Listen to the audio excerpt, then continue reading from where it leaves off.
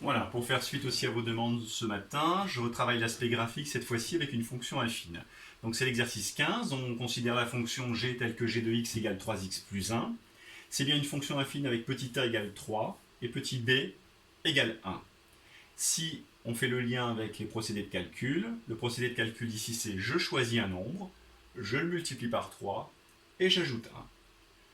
Complétez le tableau de valeurs suivant. On revient sur le mot tableau de valeurs. Tableau de valeurs, c'est un tableau où soit on m'impose des valeurs pour l'abscisse et je vais calculer les images à chaque fois, soit je vais le proposer moi-même en donnant des valeurs comme dans certains exercices. Là, les valeurs sont imposées pour x, je vais appliquer le procédé de calcul.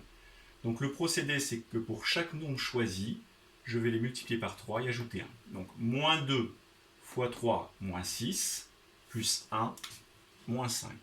Voilà le procédé.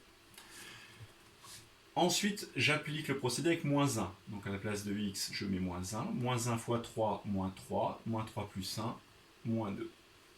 Ensuite, pour 0, 3 fois 0, 0. Plus 1, 1.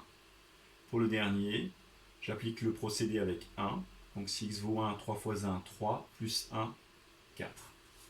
Donc je vais avoir les points de coordonnées moins 2, moins 5, moins 1, moins 2, 0, 1, 1 et 4 à placer dans un repère.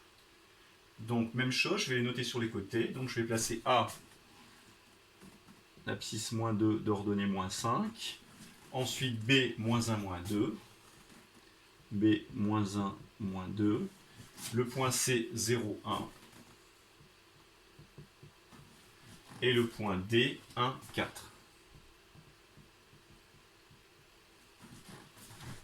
Alors j'efface. Et puis je vais descendre un petit peu pour avoir un repère afin de tracer cette courbe.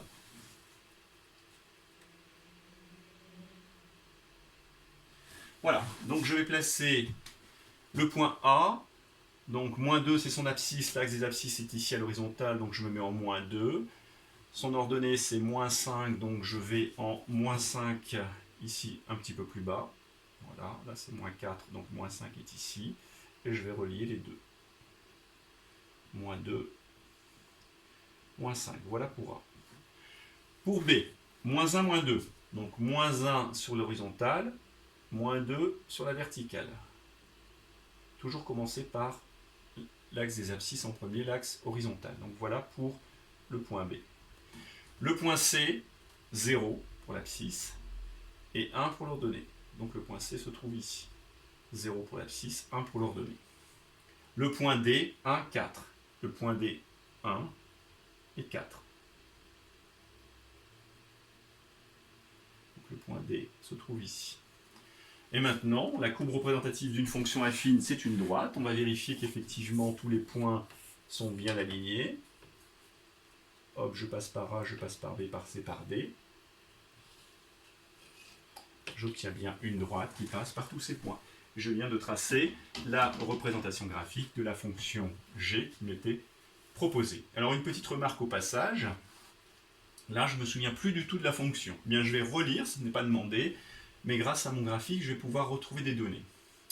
Je sais que ma fonction, c'est une fonction, je vais appeler g, qui, à x, associe à x plus b.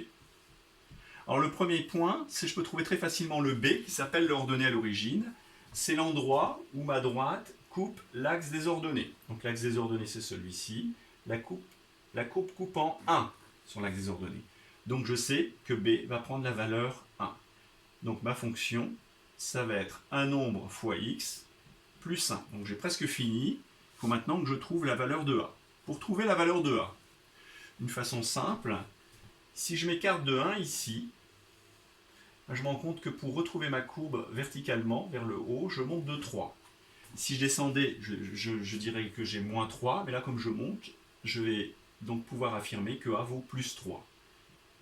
Ainsi, je trouve pour a 3. Donc la fonction que j'avais au départ, vous irez vérifier, ou je vais même descendre, c'est bien la fonction qui a x associe 3x plus 1. Je reviens sur mon exercice. La fonction qui était proposée au départ, c'est bien la fonction g de x égale 3x plus 1. Voilà. Bonne continuation à vous.